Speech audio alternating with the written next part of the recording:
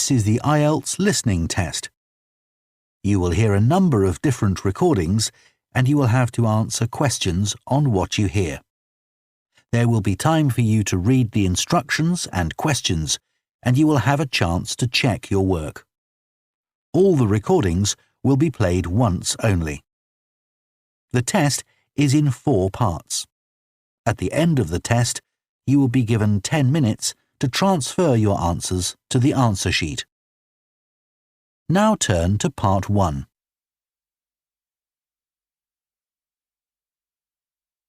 Part 1.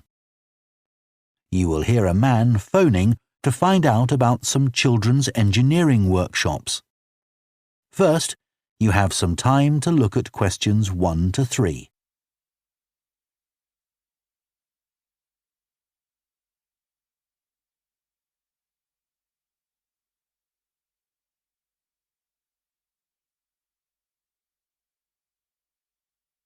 Now listen carefully and answer questions 1 to 3.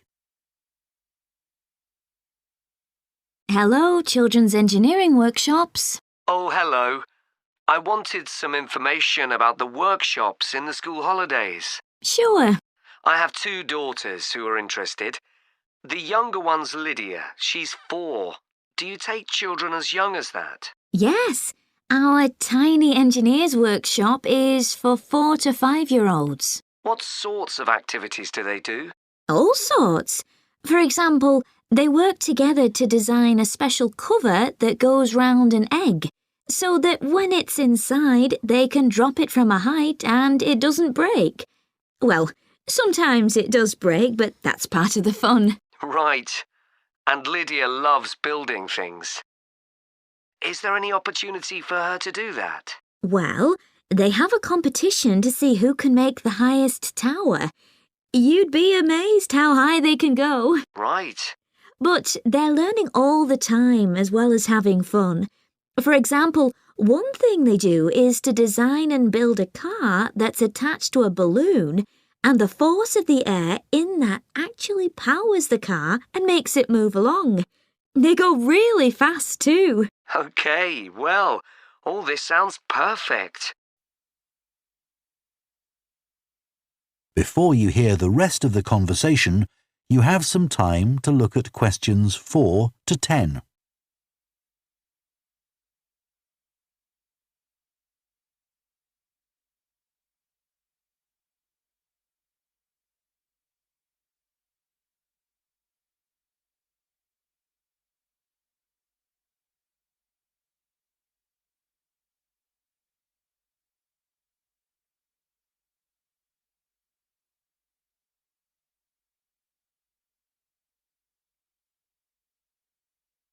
Now listen and answer questions 4 to 10. Now, Carly, that's my older daughter, has just had her 7th birthday. So presumably she'd be in a different group. Yes, she'd be in the junior engineers. That's for children from 6 to 8. And do they do the same sorts of activities? Some are the same, but a bit more advanced. So they work out how to build model vehicles, things like cars and trucks, but also how to construct animals using the same sorts of material and technique. And then they learn how they can program them and make them move. So they learn a bit of coding? They do. They pick it up really quickly. We're there to help if they need it, but they learn from one another too. Right. And do they have competitions too? Yes. With the junior engineers, it's to use recycled materials like card and wood to build a bridge. And the longest one gets a prize. That sounds fun. I wouldn't mind doing that myself. Then they have something a bit different, which is to think up an idea for a 5-minute movie and then film it, using special animation software. You'd be amazed what they come up with. And of course, that's something they can put on their phone and take home to show all their friends. Exactly. And then they also build a robot in the shape of a human, and they decorate it and program it so that it can move its arms and legs. Perfect. So, is it the same price as the tiny engineers? It's just a bit more, £50 for the 5 weeks. And are the classes on a Monday too? There used to be, but we found it didn't give our staff enough time to clear up after the first workshop, so we moved them to Wednesdays. The classes are held in the morning from 10 to 11. OK, that's better for me actually. And what about the location? Where exactly are the workshops held? They're in Building 10A. There's a big sign on the door. You can't miss it. And that's in Fradston Industrial Estate. Sorry? Fradston. That's Fradston.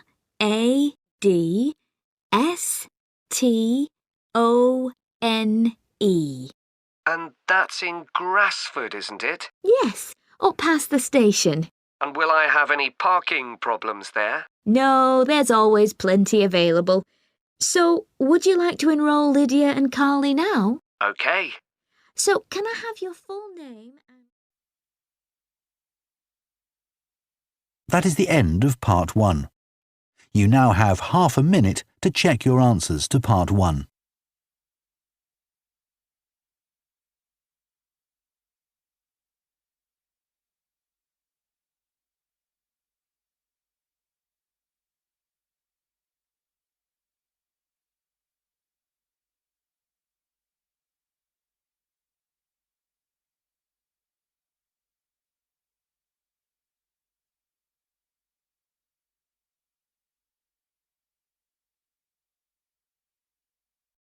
Part 2. You will hear the managing director of a company called Stevenson's welcoming a group of work experience students. First, you have some time to look at questions 11 to 14.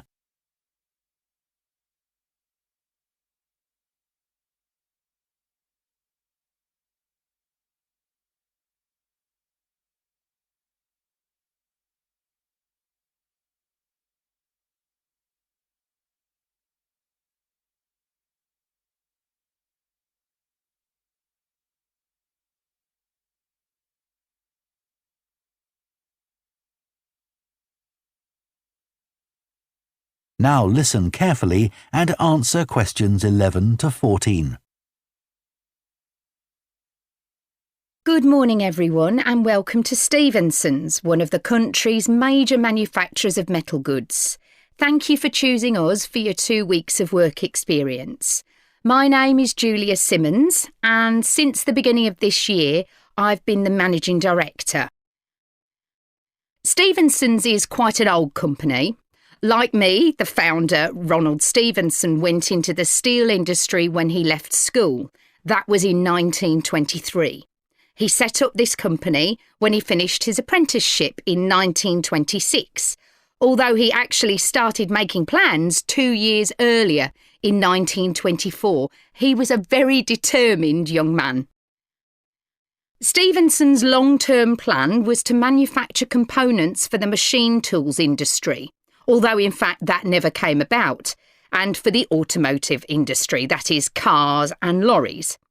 However, there was a delay of 5 years before that happened, because shortly before the company went into production, Stevenson was given the opportunity to make goods for hospitals and other players in the healthcare industry. So that's what we did for the first 5 years. Over the years, we've expanded the premises considerably. We were lucky that the site is big enough, so moving to a new location has never been necessary. However, the layout is far from ideal for modern machinery and production methods, so we intend to carry out major refurbishment of this site over the next 5 years. I'd better give you some idea of what you'll be doing during your 2 weeks with us, so you know what to expect. Most mornings you'll have a presentation from one of the managers to learn about their department, starting this morning with research and development. And you'll all spend some time in each department, observing what's going on and talking to people, as long as you don't stop them from doing their work altogether.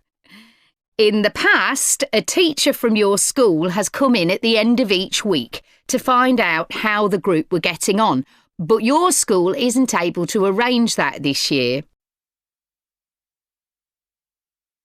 Before you hear the rest of the talk, you have some time to look at questions 15 to 20.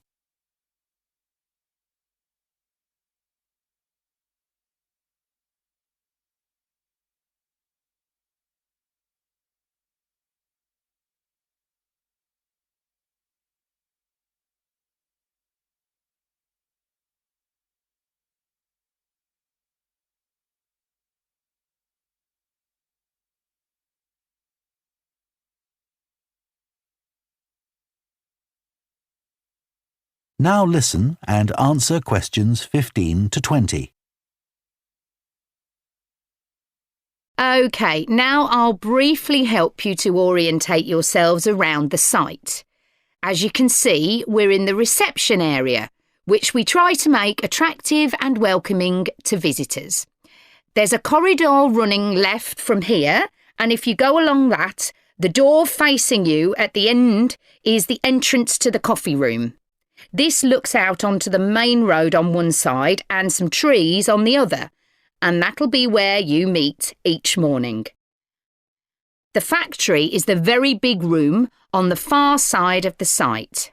Next to it is the warehouse, which can be accessed by lorries going up the road to the turning area at the end. You can get to the warehouse by crossing to the far side of the courtyard, and then the door is on your right. Somewhere you'll be keen to find is the staff canteen. This is right next to reception. I can confidently say that the food's very good, but the view isn't. The windows on one side look onto a corridor and courtyard, which aren't very attractive at all, and on the other onto the access road, which isn't much better. You'll be using the meeting room quite often, and you'll find it by walking along the corridor to the left of the courtyard and continuing along it to the end. The meeting room is the last one on the right, and I'm afraid there's no natural daylight in the room. Then you'll need to know where some of the offices are. The Human Resources Department is at the front of this building, so you head to the left along the corridor from reception, and it's the second room you come to. It looks out onto the main road. And finally, the boardroom, where you'll be meeting sometimes. That has quite a pleasant view, as it looks out onto the trees. Go along the corridor past the courtyard, right to the end. The boardroom is on the left, next to the factory. OK, now, are there any questions before we move? That is the end of Part 2. You now have half a minute to check your answers to Part 2.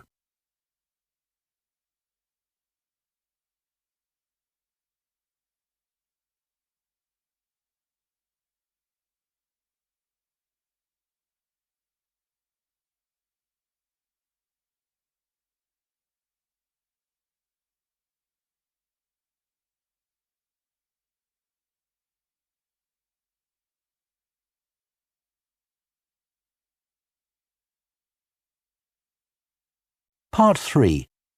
You will hear two students called Jess and Tom discussing their art projects. First, you have some time to look at questions 21 to 24.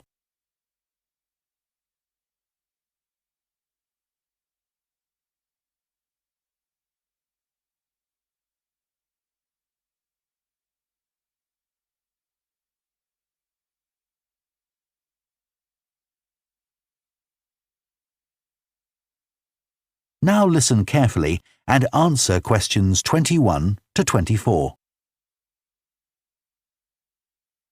How are you getting on with your art project, Tom? OK. They gave us the theme of birds to base our project on, and I'm not really all that interested in wildlife, but I'm starting to get into it. I've pretty well finished the introductory stage. So have I. When they gave us all those handouts with details of books and websites to look at, I was really put off. But the more I read, the more interested I got. Me too. I found I could research so many different aspects of birds in art. Colour, movement, texture. So I was looking forward to the bird park visit. What a letdown. It poured with rain and we hardly saw a single bird. Much less use than the trip to the Natural History Museum. Yeah. I liked all the stuff about evolution there. The workshop sessions with Dr. Fletcher were good too, especially the brainstorming sessions. I missed those because I was ill. I wish we could have seen the projects last year's students did. I suppose they want us to do our own thing, not copy.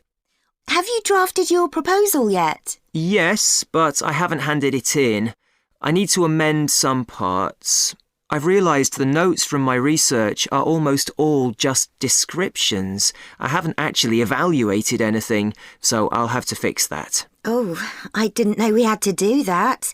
I'll have to look at that too. Did you do a timeline for the project? Yes, and a mind map. Yeah, so did I. I quite enjoyed that. But it was hard having to explain the basis for my decisions in my action plan. What? You know, give a rationale. I didn't realise we had to do that. OK, I can add it now. And I've done the video diary presentation and worked out what I want my outcome to be in the project. Someone told me it's best not to be too precise about your actual outcome at this stage, so you have more scope to explore your ideas later on. So I'm going to go back to my proposal to make it a bit more vague. Really? OK, I'll change that too then.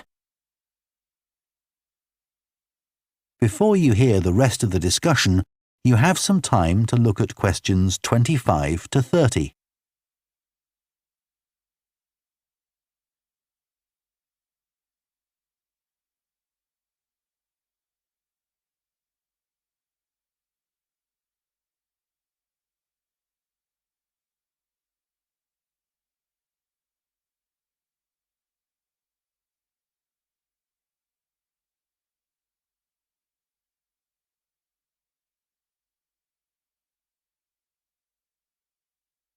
Now listen and answer questions 25 to 30.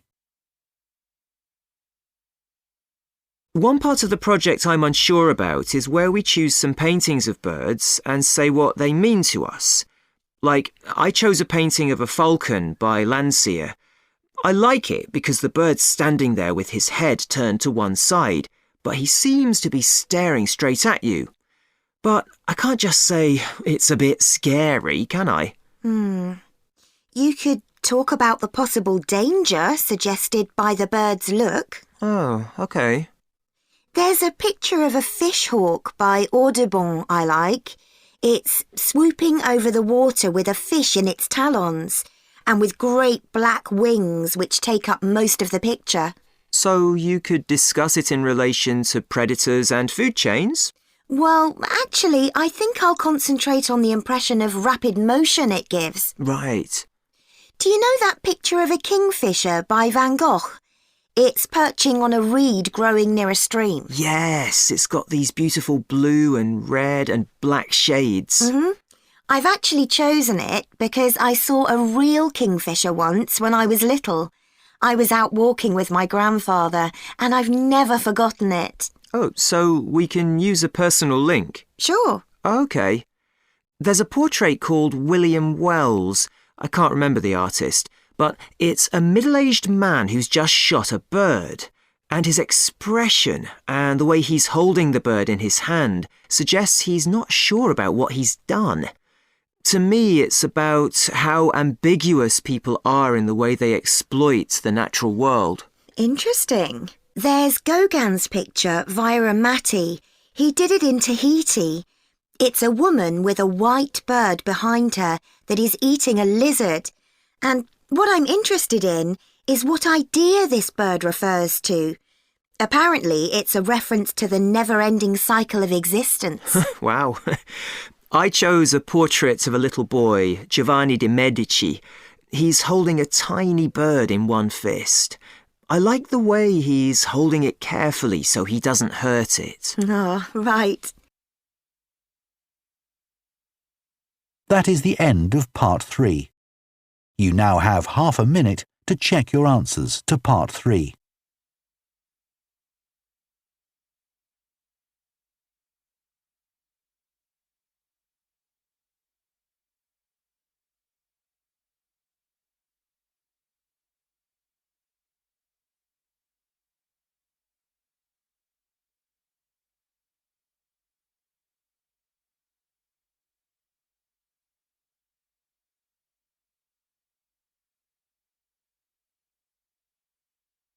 Part 4.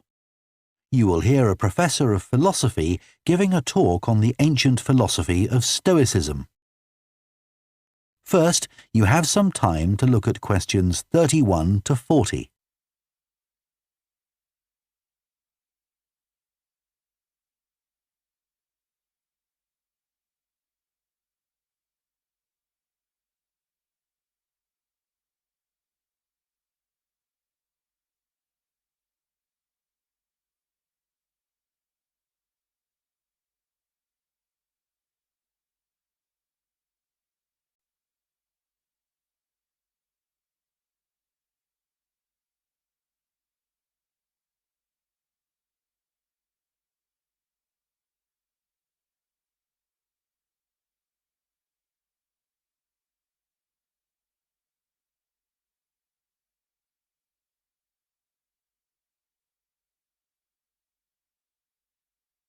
Now listen carefully and answer questions 31 to 40.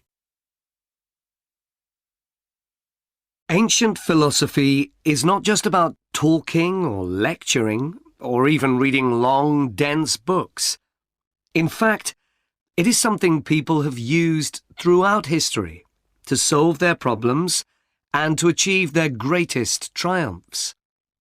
Specifically, I am referring to Stoicism, which in my opinion is the most practical of all philosophies and therefore the most appealing. Stoicism was founded in ancient Greece by Zeno of Citium in the early 3rd century BC, but was practiced by the likes of Epictetus, Cato, Seneca, and Marcus Aurelius. Amazingly, we still have access to these ideas, despite the fact that the most famous Stoics never wrote anything down for publication. Cato definitely didn't. Marcus Aurelius never intended his meditations to be anything but personal. Seneca's letters were, well, letters, and Epictetus's thoughts come to us by way of a note-taking student. Stoic principles were based on the idea that its followers could have an unshakable happiness in this life, and the key to achieving this was virtue. The road to virtue, in turn, lay in understanding that destructive emotions like anger and jealousy are under our conscious control. They don't have to control us, because we can learn to control them.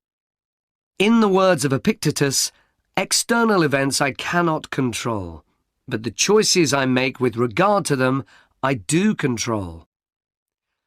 The modern-day philosopher and writer Nassim Nicholas Taleb defines a Stoic as someone who has a different perspective on experiences which most of us would see as wholly negative. A Stoic transforms fear into caution, pain into transformation, mistakes into initiation, and desire into undertaking. Using this definition as a model, we can see that throughout the centuries, Stoicism has been practiced in more recent history by kings, presidents, artists, writers, and entrepreneurs.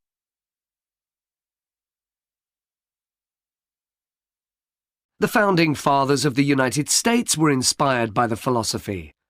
George Washington was introduced to Stoicism by his neighbours at age 17, and later put on a play based on the life of Cato to inspire his men. Thomas Jefferson kept a copy of Seneca beside his bed.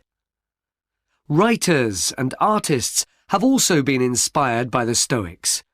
Eugene Delacroix, the The renowned French Romantic artist, known best for his painting Liberty Leading the People, was an ardent Stoic, referring to it as his consoling religion. The economist Adam Smith's theories on capitalism were significantly influenced by the Stoicism that he studied as a schoolboy, under a teacher who had translated Marcus Aurelius's works. Today's political leaders are no different, with many finding their inspiration from the ancient texts. Former US President Bill Clinton rereads Marcus Aurelius every single year, and many have compared former President Obama's calm leadership style to that of Cato. Wen Jiabao, the former Prime Minister of China, claims that Meditations is one of 2 books he travels with, and that he has read it more than 100 times over the course of his life. Stoicism had a profound influence on Albert Ellis, who invented cognitive behavior therapy, which is used to help people manage their problems by changing the way that they think and behave. It's most commonly used to treat depression. The idea is that we can take control of our lives by challenging the irrational beliefs that create our faulty thinking, symptoms, and behaviors by using logic instead. Stoicism has also become popular in the world of business. Stoic principles can build the resilience and state of mind required to overcome setbacks, because Stoics teach turning obstacles into opportunity, a lesson every business entrepreneur needs to learn. I would argue that studying Stoicism is as relevant today as it was 2,000 years ago, thanks to its brilliant insights into how to lead a good life. At the very root of the thinking, there is a very simple way of living. Control what you can and accept what you can't. This is not as easy as it sounds and will require considerable practice. It can take a lifetime to master. The Stoics also believed the most important foundation for a good and happy life is not money, fame, power, or pleasure, but having a disciplined and principled character, something which seems to resonate with many people today. That is the end of Part 4. You now have 1 minute to check your answers to Part 4.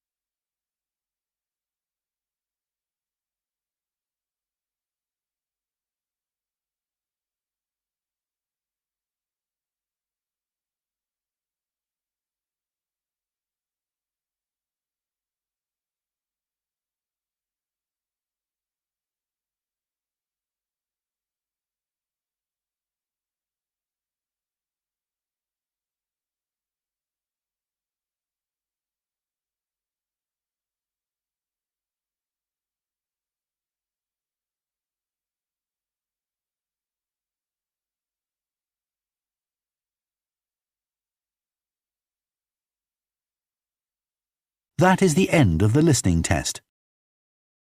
In the IELTS test, you would now have 10 minutes to transfer your answers to the answer sheet.